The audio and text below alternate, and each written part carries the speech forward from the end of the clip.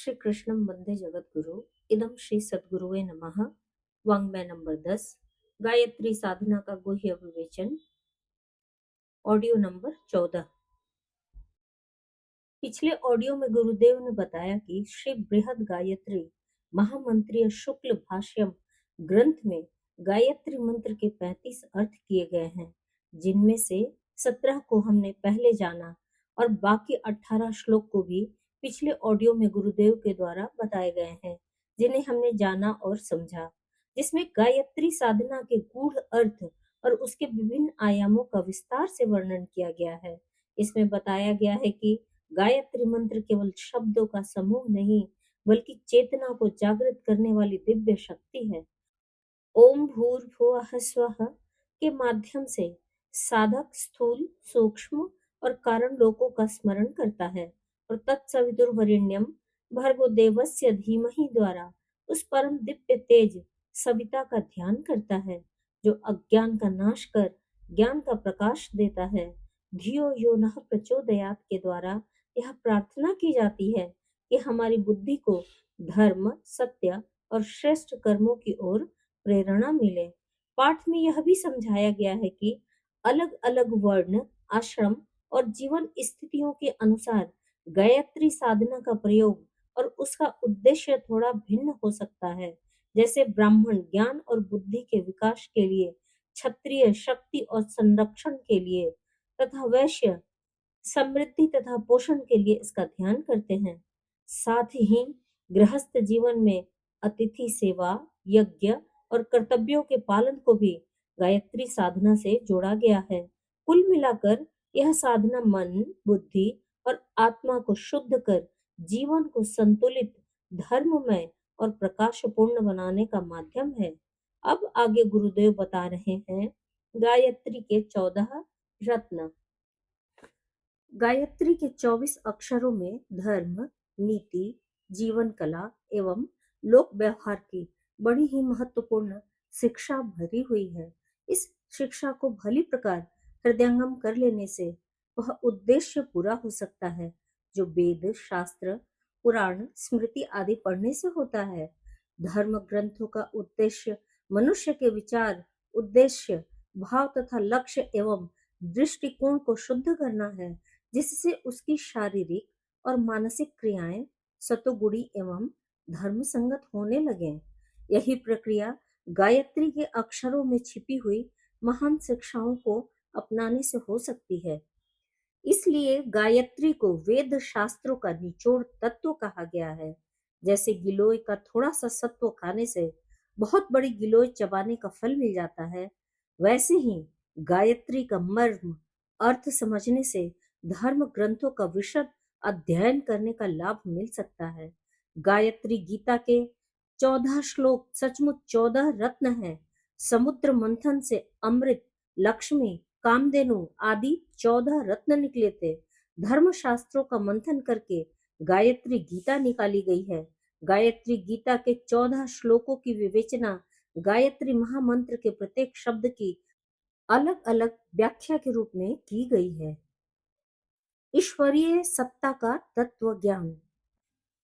ओमित्येव सुनामध्येयमनघम् विश्वात्मनो ब्रह्मणः सर्वेष्वेव हितस्य नामसु वसुरेतत्प्रधानं मतम् यं वेदानि गदन्ति न्याय निरतं श्रीसच्चिदानन्दकम् लोकेशं समदर्शिनं नियमिनं चाकारहीनं प्रभुम्।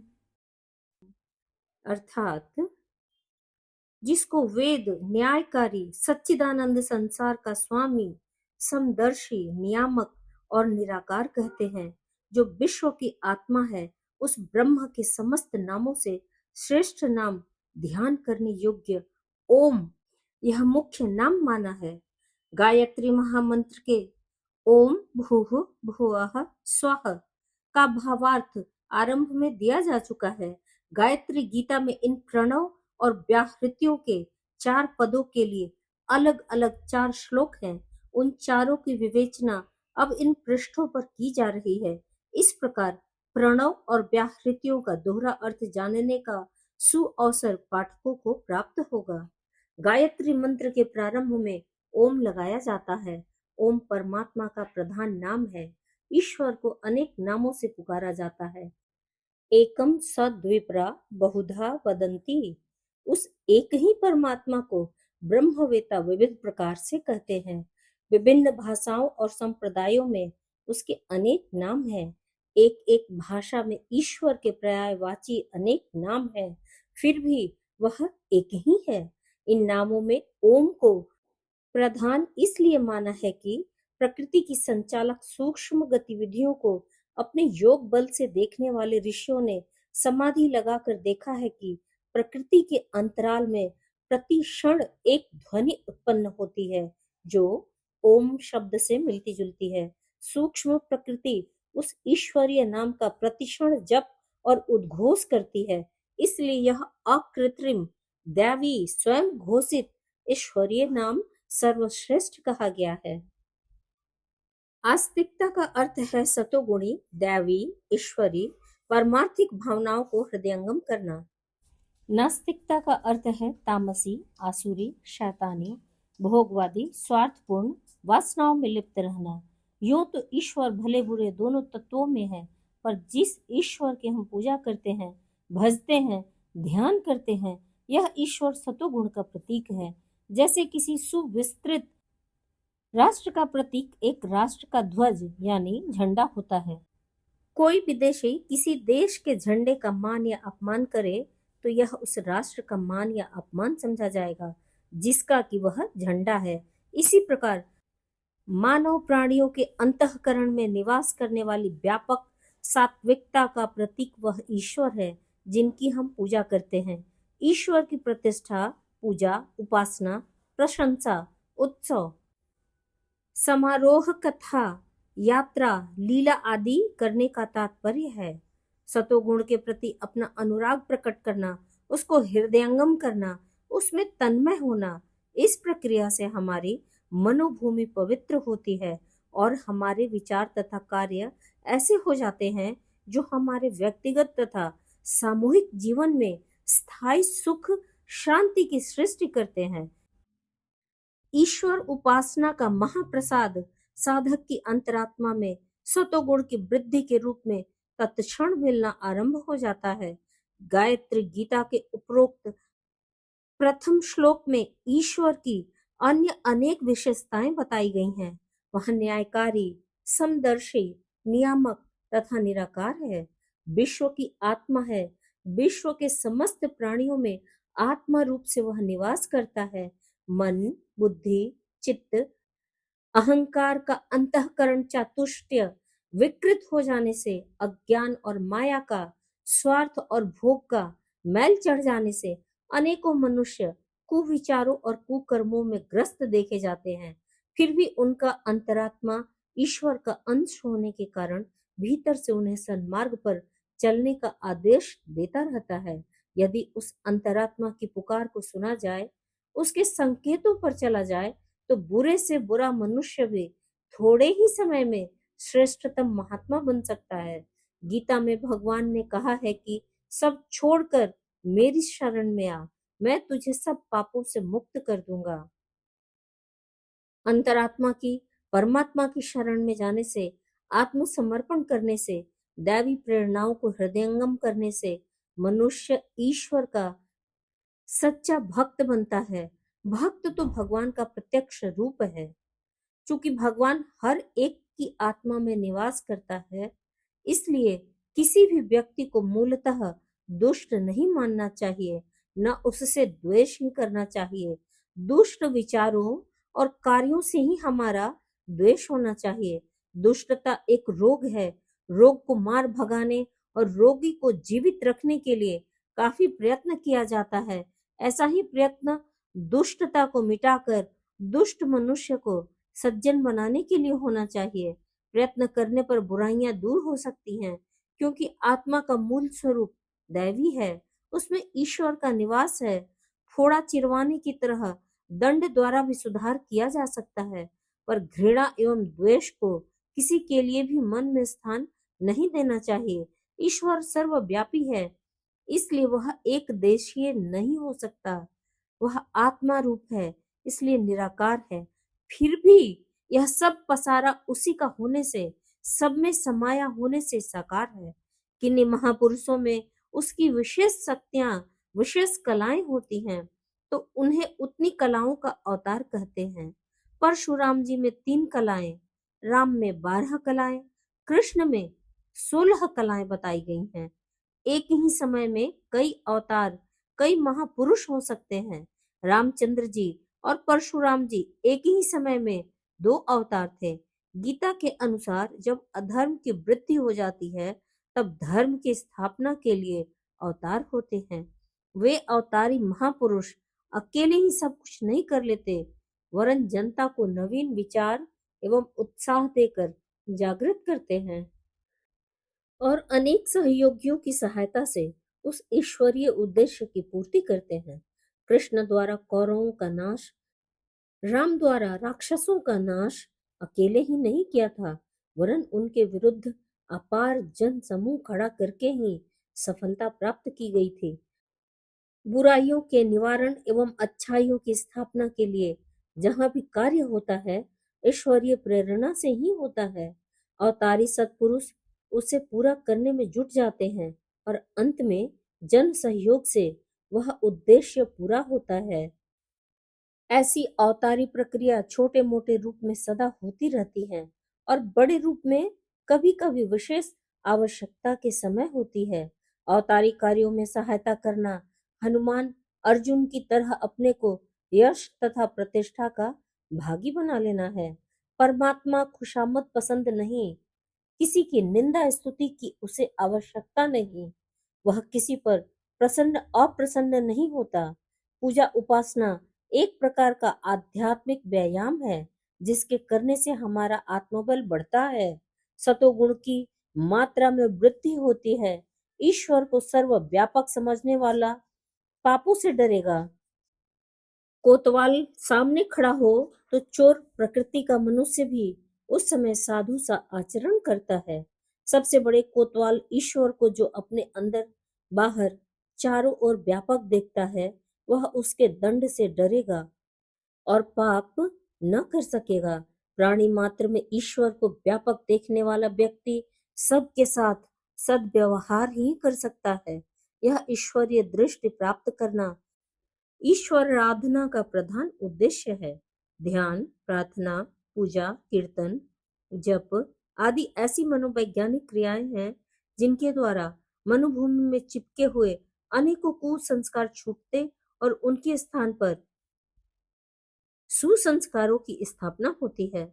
ईश्वर के नाम पर लोक हितकारी कामों के लिए दान देना अपनी ही व्यक्तिगत और सामूहिक सतोगुणी उन्नति करना है। वह समदर्शी और न्यायकारी है। सभी पुत्र उसे परम प्रिय हैं और सभी समान हैं।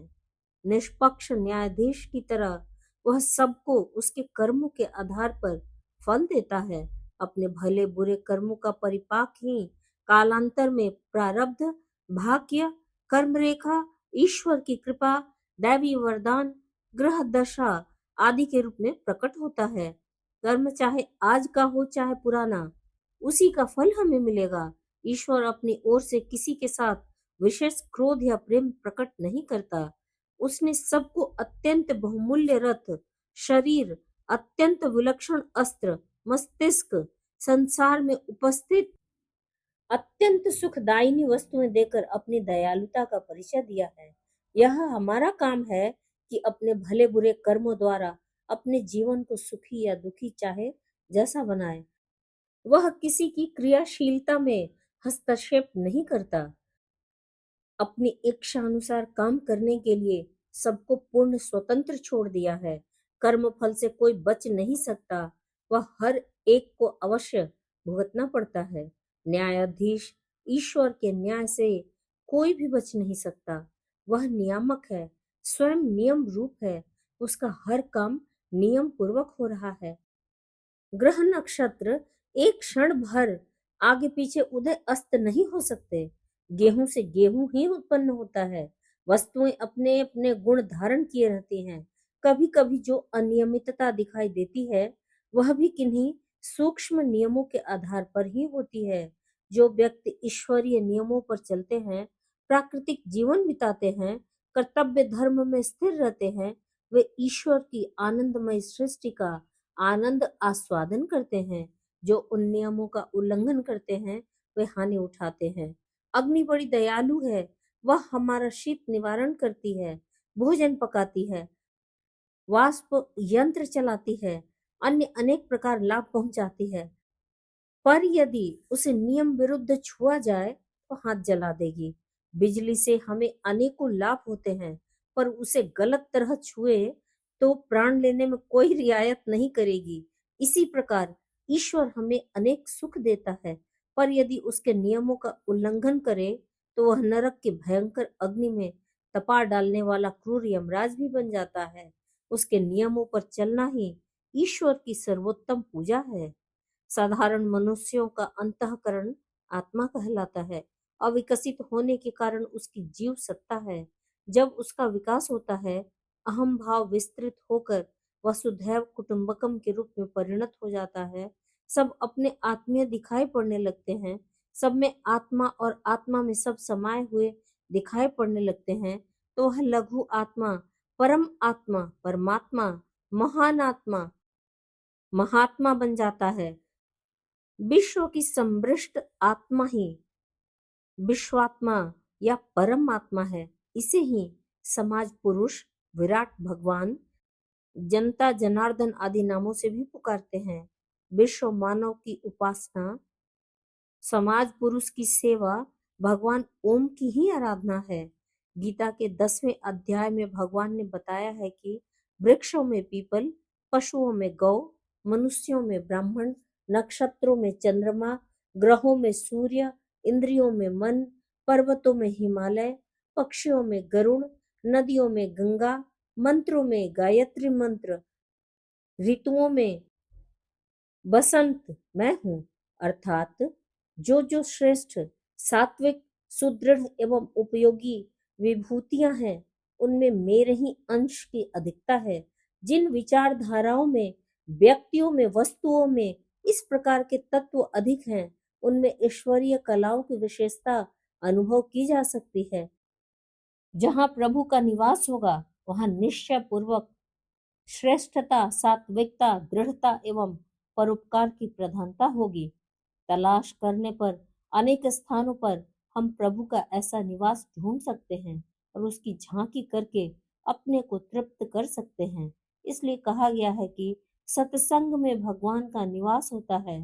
प्राचीन काल में सत्पुरुषों का निवास अधिक रहने के कारण तीर्थों की महिमा हुई थी और तीर्थ यात्रा को पुण्य फल माना जाता था। आज भी जहाँ महापुरुषों का निवास है, वह स्थान प्रत्यक्ष तीर्थ ही है। राम, कृष्ण आदि की सुंदर छवियां एवं उनकी गुणावली का ध्यान करना अपनी अंतिम उन्नति का आदर्श एवं लक्ष्य स्थापित करना है। बड़े बड़े भवन बनाने होते हैं तो पहले उनका छोटा मॉडल बना लिया जाता है, उसके आधार पर विशाल भवन बनता है।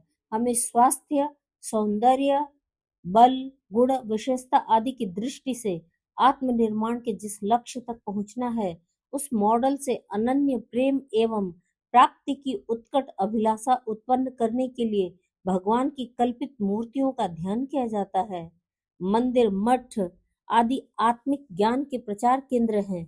उस केंद्र के कार्यकर्ताओं की सम्मान पूर्वक आजीविका चलाने के लिए मंदिरों में भोग, चढ़ावा, पूजा आदि की विधि व्यवस्था बनाई गई थी। आज वह सब पद्धतियां बड़ी गड़बड़ हो गई हैं।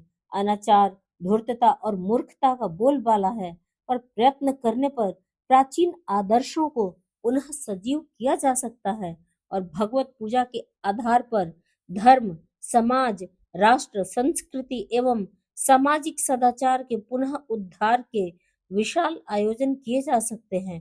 इसके लिए मंदिरों, मठों एवं पुरोहितों का सुधार कर उनसे केंद्र बिंदु का कार्य लिया जा सकता है। गायत्री का प्रथम अक्षर ओम हमें इन्हीं सब बातों की शिक्षा देता है। यह ईश्वर का सर्वश्रेष्ठ नाम है। उसके उच्चारण से सूक्ष्म प्रकृति, आत्मचेतना के साथ संबंध होने की कला अपने आप होती चलती है।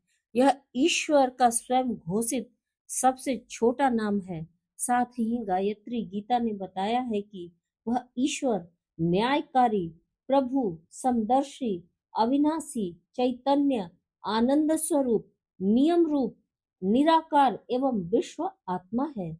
इन नामों में जो महत्वपूर्ण तत्व ज्ञान छिपा हुआ है, उसे जानकर उसको आचरण रूप में लाकर हमें ओम की उपासना करनी चाहिए। ओम में 3 अक्षर मिले हुए हैं, अ, उ, म। अ का अर्थ है आत्मपरायणता, शरीर के विषयों से मन हटाकर आत्मानंद में रमण करना। ऊ का अर्थ है उन्नति, अपने को शारीरिक, मानसिक, सामाजिक, आर्थिक एवं आत्मिक संपत्तियों से संपन्न करना। म का अर्थ है महानता, शुद्रता, संकीर्णता, स्वार्थपरता, इंद्रिय लोलुपता को छोड़कर प्रेम, दया, उदारता, सेवा, त्याग, संयम एवं आदर्श के आधार पर जीवन यापन की व्यवस्था बनाना। इन तीनों अक्षरों में जो शिक्षा है, उसे अपनाकर व्यवहारिक रूप से ओम की, ईश्वर की उपासना करनी चाहिए।